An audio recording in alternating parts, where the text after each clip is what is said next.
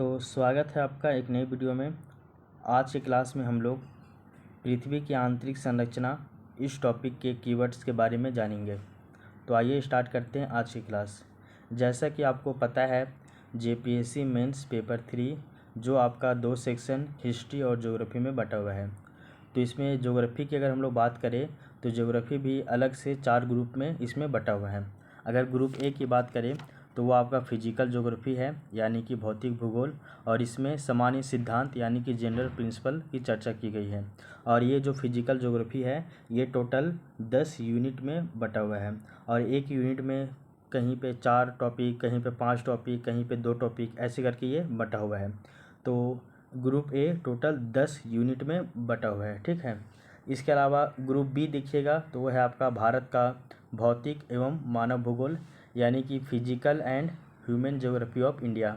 इसमें भी अगर हम लोग देखें तो टोटल इसमें भी आपका 10 टॉपिक इसमें भी दिया हुआ है, ठीक है ना। इसके अलावा अगर हम लोग जाए ग्रुप सी में, वो है आपका भारत के प्राकृतिक संसाधन यानी कि नेचुरल रिसोर्सेस ऑफ इंडिया, और उसका विकास और उसका जो है वो उपभोग यानी कि उसका डेवलपमेंट एंड यूटिलाइजेशन, इसके बारे में हम लोगों को पढ़ना होता है। इसमें भी आपका 7 से 8 यूनिट दिया हुआ है और हर यूनिट में 2 से 3 टॉपिक दिए हुए हैं, ठीक है ना। इसके अलावा अगर हम लोग देखें ग्रुप डी है आपका। ग्रुप डी में आपका झारखंड का भूगोल यानी कि ज्योग्राफी ऑफ झारखंड एवं उसके संसाधनों का उपयोग and utilization of its resources, इसके बारे में दिया हुआ है। और इसमें भी जो है वो आपका टोटल 4 यूनिट दिया हुआ है और आपका हर यूनिट में 3 से 4 टॉपिक दिए हुए हैं, ठीक है ना। तो इस तरह देखिएगा तो इसको फर्दर डिवाइड किया हुआ है, ठीक है। तो आज हम लोग ग्रुप ए में टोटल 10 को यूनिट दिया हुआ है फिजिकल ज्योग्राफी में, जिसमें देखिएगा तो यूनिट 1, यूनिट 2 और यूनिट 3 जो है वो आपका जियोमॉर्फोलॉजी से संबंधित है, ठीक है। इसको हम लिख ही देते हैं तो आपको समझ में आएगा। ये देख लीजिए आप, पहला जो ये आपका ग्रुप ए है, ग्रुप ए में टोटल 10 टॉपिक है, ठीक है ना। 1 2 3 4 5 6, फिर लिखते हैं 7 8 9 10, ये 10 टॉपिक दिए हुए हैं। अब इसमें आप ऐसा मान लीजिए ये आपका 3 टॉपिक जो है, ये 3 टॉपिक आपका जियोमॉर्फोलॉजी से संबंधित है ना। जियोमॉर्फोलॉजी बोले तो इसका मतलब होता है आपका भू आकृति विज्ञान, ठीक है ना। तो ये आपका जियोमॉर्फोलॉजी से रिलेटेड है, ठीक है। और उसके बाद अगर हम लोग देखें तो टॉपिक नंबर 4 से लेकर, ठीक है, टॉपिक 4 से लेकर टॉपिक नंबर 9 तक जो है वो आपका क्लाइमेटोलॉजी से जुड़ा हुआ है। तो ये टॉपिक 4 से स्टार्ट करेंगे और 9 तक जाएंगे, और ये आपका क्लाइमेटोलॉजी से जुड़ा हुआ है। इसके अलावा ये जो आपका 10वां नंबर टॉपिक बच रहा है, टॉपिक बोलिए या फिर यूनिट बोलिए, तो ये 10वां नंबर जो यूनिट बच रहा है, तो इस 10वें नंबर यूनिट जो है ये आपका ओशिनोग्राफी से जुड़ा हुआ है, ठीक है ना।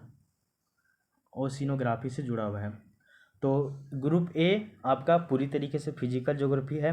इसमें हम लोगों को जियोमॉर्फोलॉजी, क्लाइमेटोलॉजी और आपका ओशिनोग्राफी पढ़ना है। ग्रुप ए से लेकर टॉपिक नहीं बोलिए, यूनिट 1 से लेकर यूनिट 3 तक जो है वो आपका जियोमॉर्फोलॉजी है, और इसमें कम से कम 8 से 10 टॉपिक पढ़ना होगा। इसके अलावा यूनिट 4 से लेकर यूनिट 9 तक आपका क्लाइमेटोलॉजी है, और इसमें भी आपको 10 से 12 टॉपिक पढ़ना होगा। इसके अलावा यूनिट 10 जो है वो आपका ओशिनोग्राफी से जुड़ा हुआ है, इसमें भी आपको 4 से 5 टॉपिक पढ़ना होगा। तो इस तरह से अगर आप देखिएगा तो भौतिक भूगोल कम से कम मान लीजिए अकॉर्डिंग टू मी कि लगभग 20 से 22 टॉपिक आएंगे। 20 टॉपिक मान लीजिए, तो 20 टॉपिक आएंगे आपका लगभग, और 20 टॉपिक में आपका जो है वो ग्रुप ए कंप्लीट हो जाएगा। 20 टॉपिक हमको लग रहा है कम बोल रहे हैं, 25 टॉपिक मान लीजिए, ठीक है। 25 टॉपिक जो है वो आपका क्लाइमेटोलॉजी से संबंधित है, 25 टॉपिक, ठीक है। अब हम लोग इसके आगे की चर्चा करते हैं। तो इसमें जो पहला जो यूनिट है वो आपका जियोमॉर्फोलॉजी है, दूसरा यूनिट भी जियोमॉर्फोलॉजी है, और तीसरा यूनिट भी जो है वो आपका जियोमॉर्फोलॉजी है। पहला यूनिट में देख लीजिए, लिखा हुआ पहला यूनिट में कि पृथ्वी की उत्पत्ति और विकास यानी कि origin and evolution of earth. इसके बाद लिखा हुआ पृथ्वी का अंतराल यानी कि इंटीरियर ऑफ अर्थ। इसके बाद इसमें 2 टॉपिक आ गया, पहला टॉपिक पृथ्वी की उत्पत्ति और विकास, दूसरा टॉपिक पृथ्वी का अंतराल, 2 टॉपिक हो गया। आइए फिर वेगनर का महाद्वीपीय प्रभाव सिद्धांत, ठीक है ना, यानी कि वेगनर कॉन्टिनेंटल ड्रिफ्ट थ्योरी, ये तीसरा टॉपिक हो गया। इसके अलावा प्लेट विवर्तनिकी यानी कि प्लेट टेक्टोनिक, ये चौथा टॉपिक हो गया। इसके अलावा ज्वालामुखी बोले तो वोल्केनोस, ये भी पांचवा टॉपिक हो गया, मतलब ये चौथा टॉपिक हो गया। इसके अलावा आ जाएगा आपका भूकंप यानी कि अर्थक्वेक्स, ये आपका पांचवा टॉपिक हो जाएगा। उसके बाद नेक्स्ट है आपका सुनामी, तो सुनामी ये आपका छठा टॉपिक हो जाएगा। तो पहला जो यूनिट है उस यूनिट में टोटल 6 टॉपिक दिए हुए हैं। कौन कौन दिए हुए फिर से बता देते हैं। Origin and evolution of earth पहला टॉपिक, दूसरा है इंटीरियर ऑफ अर्थ दूसरा टॉपिक, तीसरा है वेगनर कॉन्टिनेंटल ड्रिफ्ट थ्योरी तीसरा टॉपिक, चौथा है प्लेट टेक्टोनिक, पांचवा है वोल्केनोस, छठा है अर्थक्वेक और सातवां बोलिए सुनामी या फिर छठा बोलिए, तो ये आप मान लीजिए। तो ये सभी आपका यूनिट 1 में दिए हुए हैं, ठीक है ना। तो आज हम लोग यूनिट 1 का जो पहला टॉपिक है पृथ्वी की आंतरिक संरचना, इसके बारे में हम लोग जानेंगे कि पृथ्वी की आंतरिक संरचना, इस टॉपिक का कीवर्ड क्या हो सकता है, इसके बारे में हम लोग जानेंगे, ठीक है ना। तो आइए स्टार्ट करते हैं आज की क्लास।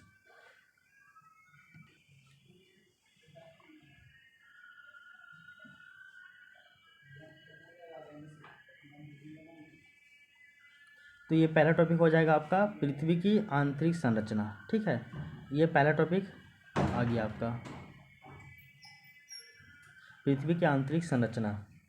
और पृथ्वी की आंतरिक संरचना के बारे में हम लोग क्या देखते हैं वो देखिए। सबसे पहले ये जान लीजिए कि आप ये 6 JPC जो कि आपका 2019 में हुआ था, ये इसमें क्वेश्चन पूछा गया था। और क्वेश्चन क्या था, और उसमें क्वेश्चन ये पूछा गया था कि भूकंपीय तरंगों के व्यवहारों के आधार पर पृथ्वी के आंतरिक संरचना के संदर्भ में अनुमान लगाकर पृथ्वी के आंतरिक संरचना के बारे में निष्कर्ष निकालने को कहा गया था। ये आपका 6 JPC में क्वेश्चन पूछा गया था 2019 में, ठीक है ना। तो आइए हम लोग इसका कीवर्ड जानते हैं। सबसे पहले पृथ्वी की आंतरिक संरचना, इसका हम लोगों को परिचय जानना पड़ेगा कि पृथ्वी की आंतरिक संरचना के बारे में एक इंट्रोडक्शन जानना पड़ेगा, ठीक है ना। और इसी में आप थोड़ा सा भू आकृति विज्ञान का भी इंट्रोडक्शन यानी कि जियोमॉर्फोलॉजी का भी इंट्रोडक्शन जोड़ दीजिएगा कि जियोमॉर्फोलॉजी क्या होता है। जैसे हम लोग बोलते हैं ना कि पृथ्वी के आंतरिक भाग के भौतिक और रासायनिक गुणों का अध्ययन जो है वो भू आकृति विज्ञान के एक प्रमुख विषय वस्तु है, जिसके अंतर्गत हम लोग भौतिक गुणों का अध्ययन भी करते हैं। अगर हम लोग भौतिक गुणों की बात करें तो इसमें हम लोग टेम्परेचर, दाब, घनत्व, पदार्थ की अवस्था जैसे कि सॉलिड, लिक्विड और गैस, इन सभी को शामिल करते हैं। और रासायनिक गुणों के अंतर्गत हम लोग पृथ्वी के आंतरिक भागों में पाए जाने वाले चट्टानों एवं खनिजों के संगठन यानी कि उसका कॉम्पोजिशन की बात करते हैं, और उनके संगठन यानी कि उनके कॉम्पोजिशन को इसमें हम लोग शामिल करते हैं। तो ये आपको पता होना चाहिए। तो क्या है क्या नहीं है, तो आपको पृथ्वी की आंतरिक संरचना का भी एक परिचय देना होगा और आपको भू आकृति विज्ञान यानी कि जियोमॉर्फोलॉजी का भी एक इंट्रोडक्शन देना होगा सुंदर सा। इसके बाद देखिए यहाँ पे लिखा हुआ है इंटरनल या फिर इसी को हम लोग बोलते हैं इंटीरियर ऑफ अर्थ के स्टडी के प्रयोग में होने वाले स्रोतों या फिर परमाणुओं को हम लोग 4 भागों में बांटते हैं। कहने का अर्थ है कि पृथ्वी की आंतरिक संरचना जो है इसके अध्ययन को हम लोग प्रत्यक्ष और अप्रत्यक्ष स्रोतों के आधार पे हम लोग इसको 4 भागों में बांटते हैं। कितने भागों में, तो 4 भागों में बांटते हैं, ठीक है ना। अब सवाल उठता है कि वो 4 भाग कौन कौन है, तो वो 4 को जो भाग है कौन कौन है वो देख लीजिए। पहला है आपका कृत्रिम प्रत्यक्ष स्रोत, दूसरा है आपका कृत्रिम अप्रत्यक्ष स्रोत, पहला है कृत्रिम प्रत्यक्ष स्रोत, दूसरा है कृत्रिम अप्रत्यक्ष स्रोत, फिर तीसरा है प्राकृतिक प्रत्यक्ष स्रोत और चौथा है आपका प्राकृतिक अप्रत्यक्ष स्रोत। तो ये 4 को जानिएगा, कृत्रिम प्रत्यक्ष स्रोत, कृत्रिम अप्रत्यक्ष स्रोत, फिर है प्राकृतिक प्रत्यक्ष स्रोत और प्राकृतिक अप्रत्यक्ष स्रोत, ठीक है ना। अब देखिए कृत्रिम जो प्रत्यक्ष स्रोत है, तो कृत्रिम में हम लोग किसको किसको शामिल करते हैं, हम लोग जैसे इसमें देखते हैं ना कि वर्ल्ड का जो डीपेस्ट होल है, वर्ल्ड डीपेस्ट होल यानी कि विश्व का सबसे गहरा जो होल है, जैसे कि हम लोग बात करते हैं कोयला प्रायद्वीप में है, ये रूस में, और ये लगभग 11 किलोमीटर तक ये गहरा है। ये हम लोगों को प्रत्यक्ष स्रोत है, ये कृत्रिम है ना, ये एंथ्रोपोजेनिक है, ये मानव के द्वारा ये किया गया है। वर्ल्ड डीपेस्ट होल यानी कि विश्व का सबसे गहरा होल कोयला प्रायद्वीप में है, ये रूस में 11 किलोमीटर गहरा है। इसके अलावा वर्ल्ड डीपेस्ट गोल्ड माइन यानी कि विश्व का सर्वाधिक गहरा सोने की खान, ये हम लोग देखते हैं। एग्जाम्पल के लिए जैसे कि रैंड सोना का खान है, ये साउथ अफ्रीका में, ये लगभग 5 किलोमीटर गहरा है, ठीक ना। फिर एक आपका कोलार गोल्ड माइंस जहाँ पे आपका KGF मूवी बना था ना, तो ये कोलार गोल्ड माइंस के ऊपर ही बना था, है ना। ये लगभग आपका 2.5 किलोमीटर गहरा है और ये इंडिया में है। एक चीज़ समझिएगा कि जहाँ पे रैंड लगा होगा वो सोना से जुड़ा होगा, और जहाँ पे आपका किम्बरली लगा होगा, किम्बरली, वो आपका हीरा से जुड़ा होगा। ये भी आपको समझना होगा। तो world deepest hole, world deepest gold mines, ये सभी कृत्रिम प्रत्यक्ष स्रोत हैं। इसके अलावा और भी आते हैं आपके, वो है आपका प्राकृतिक अप्रत्यक्ष स्रोत। तो देखिए प्राकृतिक अप्रत्यक्ष स्रोत में हम लोग प्राकृतिक प्रत्यक्ष स्रोत यानी कि नेचुरल जो डायरेक्ट सोर्सेस है, इसमें हम लोग ज्वालामुखी यानी कि वल्केनिज्म को शामिल करते हैं, और इसी में हम लोग अर्थक्वेक टाइम रिलेटेड जो रिलीज जो होता है रेडोन गैस, इसके बारे में भी हम लोग शामिल करते हैं इसी को। कहने का अर्थ है कि मतलब कि प्राकृतिक प्रत्यक्ष स्रोत, इसमें हम लोग ज्वालामुखी को शामिल करते हैं, और इसमें हम लोग भूकंप के पहले यानी कि भूकंप के जो पहले, ठीक है ना, या फिर भूकंप के दौरान, भूकंप के पहले या फिर भूकंप के दौरान जो भी रेडॉन गैस का उत्सर्जन होता है, रिलीज होता है रेडॉन गैस, इसको भी हम लोग प्राकृतिक प्रत्यक्ष स्रोत में शामिल करते हैं, और इनके बारे में भी हम लोगों को डिटेल से चर्चा लाइन जानना होगा। इसके बाद हम लोग कृत्रिम अप्रत्यक्ष स्रोत की तरफ जाते हैं, और कृत्रिम जो है वो अप्रत्यक्ष स्रोत यानी कि एंथ्रोपोजेनिक जो है आपका इनडायरेक्ट सोर्सेस, इसमें हम लोग देखते हैं इसको इसमें किसको शामिल करते हैं। तो इसमें हम लोगों को शामिल करते हैं जैसे कि तापमान में परिवर्तन, ठीक ना, इसमें हम लोग तापमान में परिवर्तन जो हो रहा है इसमें हम लोग इसको देखते हैं। इसके अलावा दाब में परिवर्तन, इसमें हम लोग शामिल करते हैं। इसके अलावा थर्ड नंबर जो है घनत्व में परिवर्तन, इसको भी हम लोग शामिल करते हैं। तो ताप में परिवर्तन, दाब में परिवर्तन, तापमान में परिवर्तन, दाब में परिवर्तन और घनत्व में परिवर्तन, ये सभी कृत्रिम अप्रत्यक्ष स्रोत हैं, ठीक है ना। ठीक है, ये भी आपको समझ में आना चाहिए। इसके अलावा आप देखते होंगे कि कृत्रिम अप्रत्यक्ष स्रोत कंप्लीट हो जाता है। इसके अलावा फिर हम लोग थर्ड नंबर देखते हैं जो है वो आपका है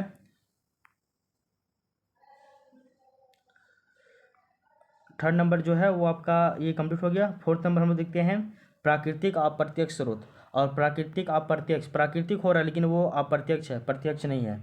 जैसे कि आपका उल्का पिंडों का अध्ययन, जो उल्का पिंड है ना, एस्ट्रोनॉइट्स, इन लोगों का स्टडी करने पे जो हम लोगों को पता चलता है। इसके अलावा भूकंपीय तरंगों का और उसका जो व्यवहार है, भूकंपीय तरंगों का जो व्यवहार होता है, भूकंपीय तरंगों का अध्ययन करना और उनके व्यवहारों का अध्ययन करना, ये सभी प्राकृतिक है, बट ये अप्रत्यक्ष स्रोत है, प्रत्यक्ष स्रोत नहीं है। ये भी आपको पता होना चाहिए। तो पृथ्वी के आंतरिक जो है वो संरचना के बारे में हम लोगों को स्टडी करने में 4 तरह के परमाणु का हम लोग यूज करते हैं कृत्रिम प्रत्यक्ष स्रोत, जिसके अंतर्गत वर्ल्ड डीपेस्ट होल और वर्ल्ड डीपेस्ट गोल्ड माइन को शामिल किए हैं, गोल्ड माइंस को शामिल किए हैं। इसके अलावा प्राकृतिक प्रत्यक्ष स्रोत, जिसके अंतर्गत हम लोग वोल्केनिज्म और अर्थक्वेक के समय रिलीज होने वाले रेडोन गैस को शामिल किए हैं। इसके अलावा कृत्रिम अप्रत्यक्ष स्रोत, जिसके अंतर्गत हम लोग ताप में परिवर्तन, दाब में परिवर्तन और घनत्व में परिवर्तन को शामिल करते हैं। इसके अलावा प्राकृतिक अप्रत्यक्ष स्रोत भी है, जैसे कि उल्का पिंडों का अध्ययन और भूकंपीय तरंगों और उसके व्यवहारों का अध्ययन, ये आपको पता होना चाहिए। इसके अलावा एक पॉइंट और आता है जो कि काफ़ी ज़्यादा इंपॉर्टेंट है, और वह आपका भूकंपीय तरंगे यानी कि सिस्मिक वेव्स। और सिस्मिक वेव्स के बारे में आपको पता होना चाहिए। ये आपका 2 तरह का होता है, एक होता है आपका बॉडी वेव्स और एक होता है आपका सरफेस वेव। क्या क्या होता है? बॉडी वेव और आपका सरफेस वेव। बॉडी वेव को भी 2 भागों में बांटा जाता है। एक बात समझ लीजिए, बॉडी वेव किसको कहते हैं? तो वैसे भूकंपीय तरंग जो पृथ्वी के आंतरिक भागों में गमन करता है उसे बॉडी वेव कहते हैं। और सरफेस वेव वैसे भूकंपीय तरंग जो केवल पृथ्वी के भूपर्पटी यानी कि क्रस्ट के ऊपर गमन करते हैं, उसको हम लोग सरफेस वेव यानी कि धरातलीय तरंग कहते हैं। ये भी आपको पता हो गया होगा। आप देख लीजिए, बॉडी वेव को हम लोग 2 भागों में बांटते हैं, एक आपका प्राथमिक तरंग यानी कि प्राइमरी वेव्स और सेकेंडरी वेव यानी कि द्वितीयक तरंग। ये आपको पता होना चाहिए। प्राथमिक वेव को हम लोग पी वेव कहते हैं और द्वितीयक तरंग को हम लोग एस वेव कहते हैं। इसके बारे में पता होना चाहिए। फिर दोनों को एक एक करके हम लोग डिफाइन करेंगे कि प्राथमिक तरंग क्या होता है, वो हम लोग बताएंगे। प्राथमिक तरंग की जो है गति की दिशा कैसी होती है वो बताएंगे। फिर जल में इसका गति कैसा होता है, स्थल में इसका गति कैसा होता है, इन सभी के बारे में बताएंगे। उसके बाद फिर हम लोग जो है प्राथमिक तरंग का विशेषता बता देंगे, ठीक है ना। उसके बाद हम लोग चले जाएंगे द्वितीयक तरंग की ओर, ठीक है ना। फिर हम लोग द्वितीयक तरंग क्या होता है उसका मैप बनाएंगे, सुंदर से डायग्राम बताएंगे, और डायग्राम में उसको फिर हम लोग बताएंगे कि कैसा होता है सरफेस यानी कि धरातलीय कैसा होता है द्वितीयक तरंग, उसको हम लोग बताएंगे। द्वितीयक तरंग का फिर विशेषता बतलाएंगे। उसके बाद द्वितीय तरंग का विशेषता बताने के बाद जो है हम लोग एक और इसमें भाग होता है थर्ड नंबर, वो हम लोग है सतहीय तरंग यानी कि लॉन्ग वेव। तो लॉन्ग वेव के बारे में भी हम लोगों को बतलाना होगा। और लॉन्ग वेव जो है वो आपका कहीं ना कहीं धरातलीय तरंगों से ही जुड़ा हुआ है। तो सरफेस वेव में हम लोग शामिल करते हैं। तो भूकंपीय तरंग दो तरह का होता है, body waves, surface wave. Body wave को दो भागों में, प्राथमिक तरंग और आपका द्वितीयक तरंग। फिर आपका आता है सरफेस वेव, इसको हम लोग लॉन्ग वेव भी कहते हैं, यानी कि आपका सतही तरंग भी हम लोग कहते हैं, दीर्घ तरंग भी इसको भी हम लोग कहते हैं, ठीक ना। तो धरातलीय तरंगों को ही दीर्घ तरंग यानी कि लॉन्ग वेव्स कहते हैं, सरफेस वेव्स को ही। फिर हम लोग जानेंगे सरफेस वेव क्या होता है और सरफेस वेव का हम लोग की विशेषता वगैरह के बारे में जानेंगे। उसके बाद हम लोग छाया जोन यानी कि छाया क्षेत्र यानी कि शैडो जोन, इसके बारे में भी हम लोग पढ़ते हैं। ये फिर आपका कंप्लीट हो जाएगा।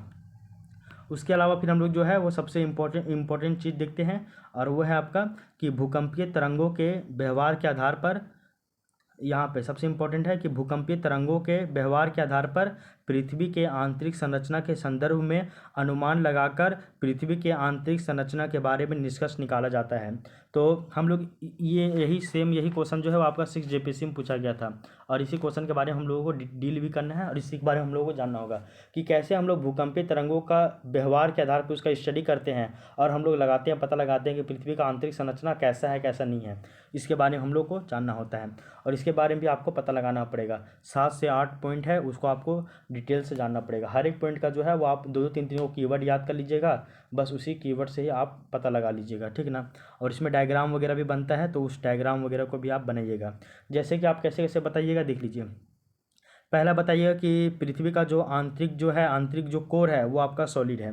तो पृथ्वी का आंतरिक कोर सॉलिड है, वो कैसे पता चलता है?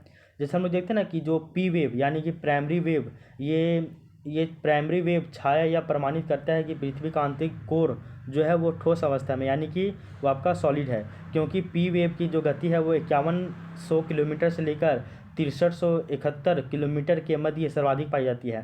कहने का अर्थ है कि जो आपका प्राथमिक तरंग है उसका जो स्पीड है वो 5100 किलोमीटर से लेकर 6371 किलोमीटर के बीच में सबसे स्पीड पाया जाता है। कहने का अर्थ वहाँ पे ठोस होगा, इसलिए तो वहाँ पे स्पीड मिल रहा है ना, ऐसा। तो ये हम लोग पता लगाते हैं कि पृथ्वी की आंतरिक जो कोर है वो सॉलिड है। क्यों सॉलिड है वो हम लोग पता लगाएं किसके आधार पे? तो प्राइमरी वेव यानी कि भूकंपीय तरंगों के आधार पे। दूसरा, पृथ्वी का जो बाहरी कोर है वो आपका लिक्विड है, पृथ्वी का आंतरिक कोर सॉलिड है, ये हम लोग पता लगाए सिस्मिक वेव के द्वारा। फिर पृथ्वी का बाहरी कोर वो आपका लिक्विड है, आंतरिक कोर तो सॉलिड था और बाहरी कोर लिक्विड है, ये हम लोग कैसे पता लगाए? तो इसी के आधार पे। फिर तीसरा कि लो वेलोसिटी जोन का पता लगता है। लो वेलोसिटी जोन हम लोग किसको कहते हैं? जैसे कि हम लोग कभी कभी देखते हैं ना कि क्या बोलते हैं इसको, हम लोग एक चीज़ जानते हैं कि हम लोग देखते हैं कि प्राथमिक और जो द्वितीयक तरंगों के व्यवहार के आधार पर 100 से लेकर 200 किलोमीटर गहराई के मध्य में ऊपरी मेंटल में स्थित एक पतली परत का जो है पता लगाया जाता है, और जिसे हम लोग निम्न गति वाला क्षेत्र यानी कि लो वेलोसिटी जोन कहते हैं, क्योंकि 100 से लेकर 200 किलोमीटर के मध्य में पी यानी कि प्राइमरी वेव और जो आपका सेकेंडरी वेव है उसका गति में अचानक कमी आता है, किंतु 200 किलोमीटर के बाद इसकी जो गति में अचानक वृद्धि हो जाती है, क्योंकि वहाँ पर ठोस मिल रहा है। तो 100 से लेकर 200 किलोमीटर का जो क्षेत्र है वहाँ पे स्पीड थोड़ा सा कम हो जाता है, लेकिन 200 किलोमीटर जैसे क्रॉस करता है वैसे ही इसका स्पीड अचानक बढ़ जाता है। तो हम लोगों को पता चलता है कि वहाँ पे एक लो वेलोसिटी जोन वाला एरिया है, तो ये हम लोगों को जानना होता है। इसके बाद 4th नंबर है कीवर्ड आपका कि मेंटल जो है वो सॉलिड है, यानी कि जैसे कि हम लोग देखें कि आंतरिक कोर सॉलिड है, बाहरी कोर लिक्विड है। फिर हम लोग जाने कि 100 से लेकर 200 किलोमीटर क्षेत्र वाला जो एरिया है वो आपका लो वेलोसिटी जोन है। उसी तरह हम जानते हैं कि जो मेंटल है पृथ्वी का वो आपका सॉलिड है। तो मेंटल सॉलिड कैसे है ये भी हम लोग आंतरिक तरंगों के आधार पे हम लोग बताएं, मतलब भूकंपीय तरंगों के आधार पे ही हम लोग बताएं, ठीक ना। ये भी आपको पता होना चाहिए, ठीक है। उसके बाद हम लोग जो है वो देखते हैं कि गहराई के साथ साथ घनत्व में भी वृद्धि होती है। क्यों होती है इसका भी हम लोग जानकारी हम लोग कहाँ से मिलता है? तो वो हम लोगों को मिलता है सिस्मिक वेव पे द्वारा ही, कि गहराई जैसे बढ़ रहा है वैसे ही हम लोगों का घनत्व में भी वृद्धि हो रहा है। ये भी आगे देख लीजिए। हम लोग ये जानते हैं कि जो मेंटल है वो आपका सॉलिड है, यानी कि ये सॉलिड है, और साथ ही साथ हम लोग यहीं पे जो है वो एस्थेनोस्फीयर का भी पता चलता है कि एस्थेनोस्फीयर यहीं पे आपको देखने को मिलता है। तो कीवर्ड में क्या क्या याद रखिएगा वो देख लीजिए। पहला कीवर्ड कि आंतरिक कोर सॉलिड है। दूसरा कीवर्ड पृथ्वी का जो बाहरी कोर है वो लिक्विड है। तीसरा कीवर्ड लो वेलोसिटी जोन का पता लगता है। चौथा कीवर्ड मेंटल जो है वो सॉलिड है, और यहीं पे आपका एस्थेनोस्फीयर का जानकारी मिलता है। पांचवा कीवर्ड क्या है कि गहराई के साथ साथ घनत्व में भी वृद्धि होती है। छठा कीवर्ड क्या है कि सिस्मिक वेव के आधार पे 5 लेयर में डिवाइड किया गया है। तो हम लोग सिस्मिक वेव के यानी कि भूकंपीय तरंगों के आधार पे 5 जो है लेयर में डिवाइड करते हैं। पहला लेयर एक ठोस भूपरपट्टी यानी कि क्रस्ट, एक तरल बाहरी मेंटल यानी कि आउटर मेंटल, एक ठोस मेंटल, एक तरल बाहरी कोर और एक आंतरिक कोर। ऐसा करके हम लोग इसको टोटल 6 भागों में इसको हम लोग टोटल 5 भागों में डिवाइड करते हैं। एक ठोस भूपरपट्टी, एक तरल बाहरी मेंटल, एक ठोस मेंटल, एक तरल बाहरी कोर और एक आंतरिक कोर, ऐसा में डिवाइड कर देते हैं। इसके बारे में देखिए, इसके अलावा जो है सिस्मिक वेव यानी कि जो आपका भूकंपीय तरंग है, इससे हम लोगों को जानकारी मिलता है किसके बारे में, तो आपका असंबद्धता के बारे में। असंबद्धता के बारे में यानी कि डिसकॉन्टिन्यूटी के बारे में हम लोग को मिलता है। डिसकॉन्टिन्यूटी यानी कि असंबद्धता के बारे में भी जानकारी मिलता है।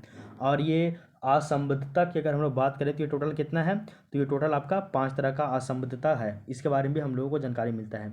कौन कौन आपका डिसकॉन्टिन्यूटी है, तो भूकंपीय तरंगों के व्यवहार के आधार पर ही पृथ्वी के आंतरिक भागों में पाए जाने वाले जो मिश्रित क्षेत्र है यानी कि जो संक्रमण क्षेत्र है यानी कि जो आपका संक्रमण वाला जो एरिया है उसको हम लोग असंबद्धता में हम लोग उसको बोलते हैं यानी कि डिसकॉन्टिन्यूटी कहते हैं।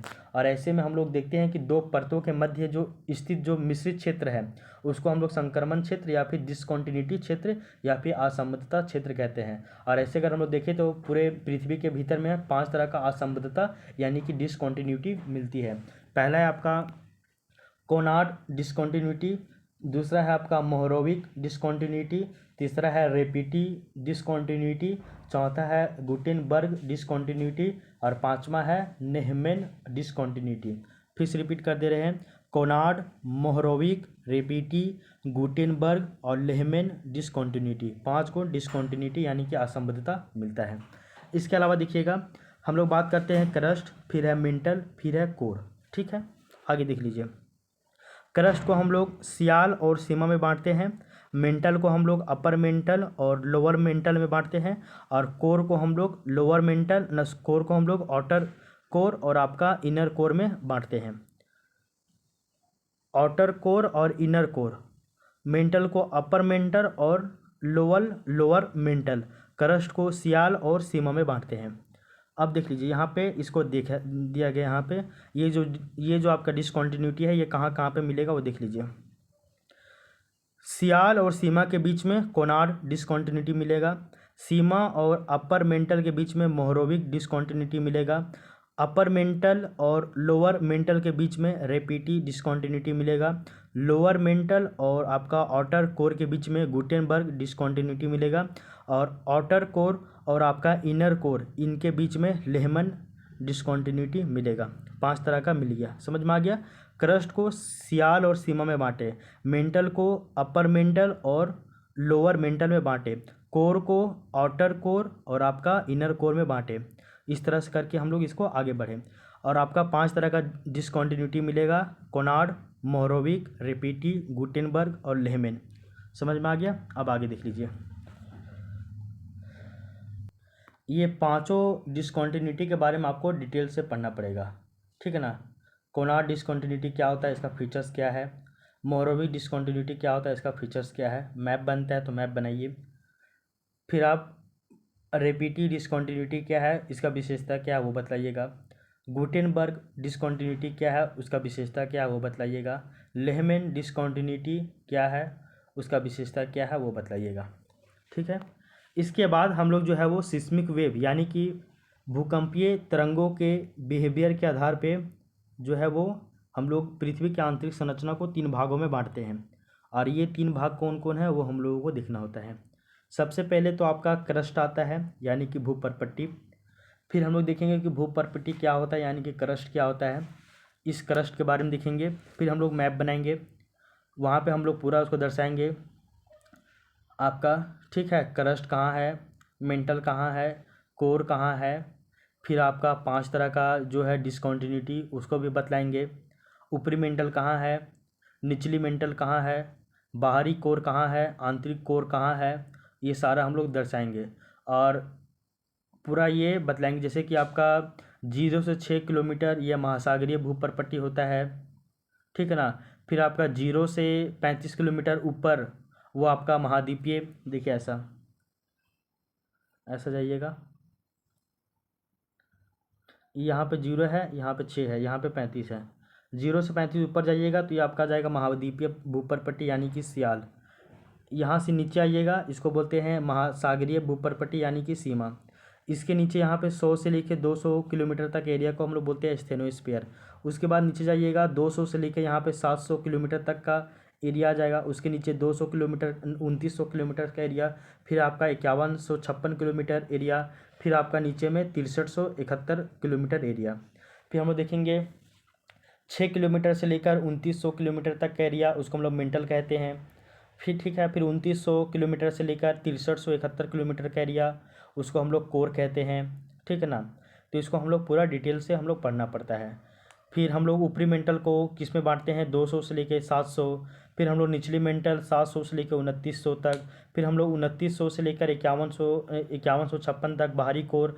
फिर 5156 से लेकर 6371 तक आंतरिक कोर। ये हम लोग डिटेल से इसको बात करते हैं, इसको देखते हैं कि कैसे कैसे इसको डिवाइड किया जाता है, बांटा जाता है, ठीक है ना। इसके बाद हम लोग जो है वो भूपरपट्टी के बारे में पढ़ते हैं, क्रस्ट के बारे में पूरा डिटेल से पढ़ते हैं। उसके बाद हम लोग जो है वो यहाँ पे देखते हैं, एक आपका होता है ग्रेनाइटिक क्रस्ट और एक होता है आपका बेसाल्टिक क्रस्ट।